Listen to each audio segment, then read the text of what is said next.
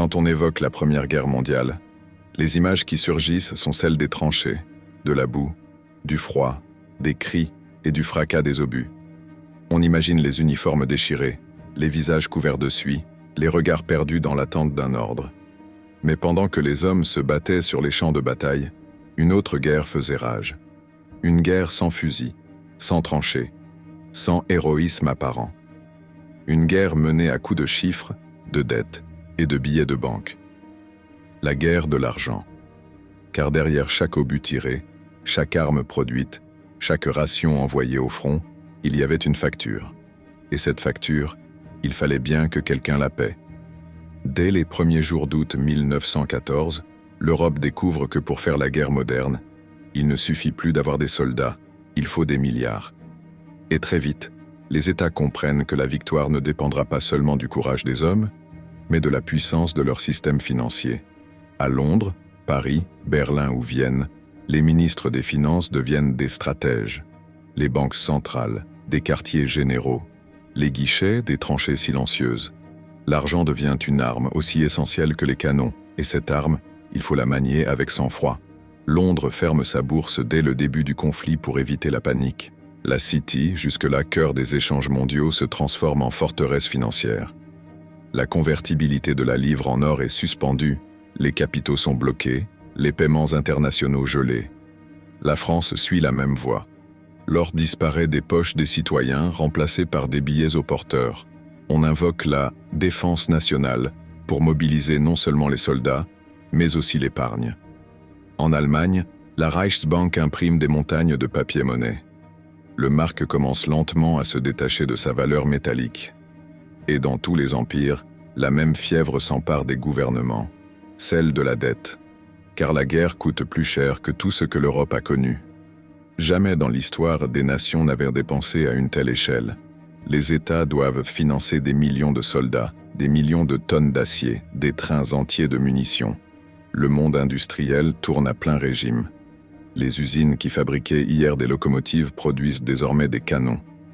Les banques, elles, se transforment en machines à crédit. Très vite, les gouvernements se tournent vers la population. En France, les affiches fleurissent sur les murs. Souscrivez à l'emprunt national. Les images sont patriotiques, presque religieuses. Marianne brandit le drapeau. Des enfants tendent leurs économies pour aider la patrie. Les épargnants achètent des obligations convaincus qu'ils participent à la victoire. En Allemagne, la propagande est la même. Souscrivez à l'emprunt de guerre. Chaque citoyen devient créancier de son pays. Chacun prête à l'État une part de son avenir. Mais dans les coulisses, les réalités divergent. La Grande-Bretagne, forte de son empire et de sa marine, peut emprunter à travers le monde. Son or, sa crédibilité et surtout sa maîtrise de la finance internationale font d'elle une puissance presque intouchable. La France, affaiblie, détruite sur son sol, doit recourir à des taux d'intérêt plus élevés et s'endette auprès de ses alliés. L'Allemagne, isolée par le blocus naval, se replie sur son propre système bancaire. Elle emprunte à ses citoyens, imprime de la monnaie et parie sur une victoire rapide. Nous paierons avec les indemnités, répètent les politiciens. Mais la victoire ne vient pas. Et les billets s'accumulent. Sans le savoir, l'Europe prépare les germes de ses crises futures. À l'autre bout de l'Atlantique, un autre acteur s'avance dans l'ombre. Les États-Unis, encore neutres, deviennent les banquiers du monde. L'or européen afflue vers New York. Les cargaisons de blé, d'armes et de munitions traversent l'océan, payées à crédit. La maison JP Morgan devient l'acheteur officiel des Alliés. Elle avance les fonds, garantit les paiements et contrôle les transferts d'or. La guerre européenne devient peu à peu une affaire américaine. Et lorsque les États-Unis entrent en guerre en 1917, ils sont déjà les créanciers de leurs futurs vainqueurs. Pendant ce temps, la dette s'empile. La France triple la sienne. L'Allemagne la multiplie par 4. Le Royaume-Uni, malgré ses colonies, s'endette jusqu'à la moelle. Les budgets militaires dévorent tout. Les banques centrales deviennent des machines à imprimer. Le crédit se dilate, la valeur s'évapore. Mais tant que la guerre continue, personne ne veut voir la vérité. Le papier tient lieu de confiance, et la confiance tient lieu de métal. À mesure que la guerre s'enlise, la machine économique s'épuise. Les États rationnent.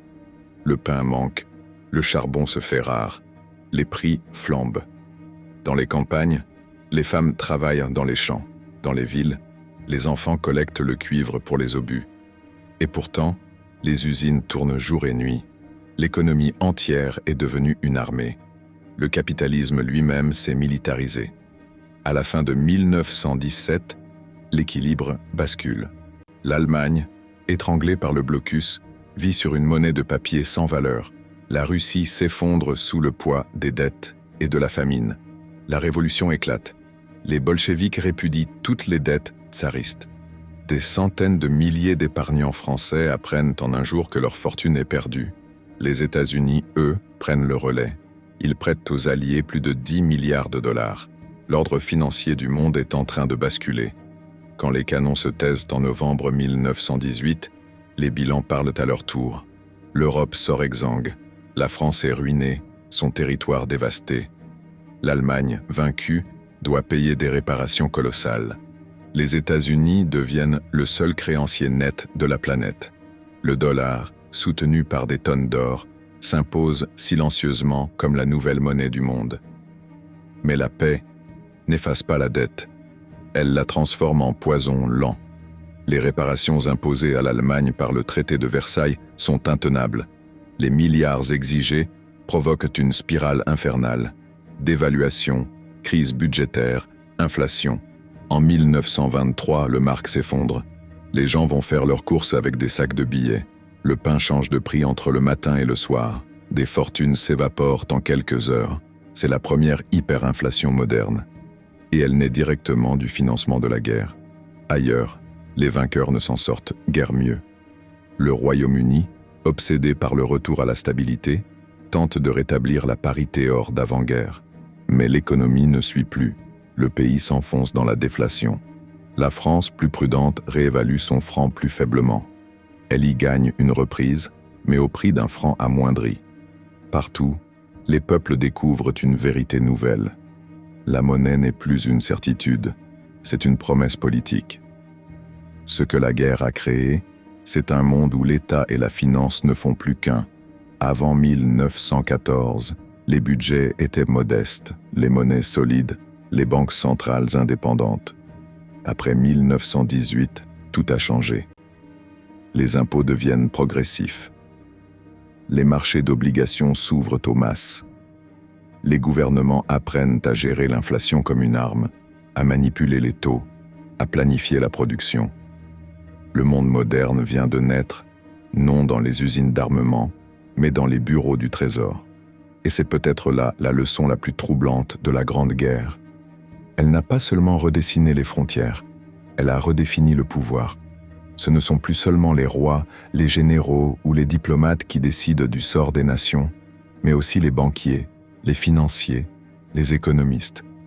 Ceux qui savent créer de la valeur là où il n'y a plus rien. Ceux qui peuvent transformer la dette en victoire et la victoire en dépendance. La Première Guerre mondiale fut une tragédie humaine, mais aussi une révolution économique silencieuse. Elle a détruit un monde, celui de l'or, de l'équilibre et de la stabilité. Et elle en a fait naître un autre, celui de la monnaie de papier, des marchés mondiaux et des dettes éternelles. Derrière les tranchées, derrière les morts, derrière les monuments, il y avait cette autre histoire, celle des chiffres, celle de l'argent, celle de la puissance. Voici la face cachée financière de la Première Guerre mondiale.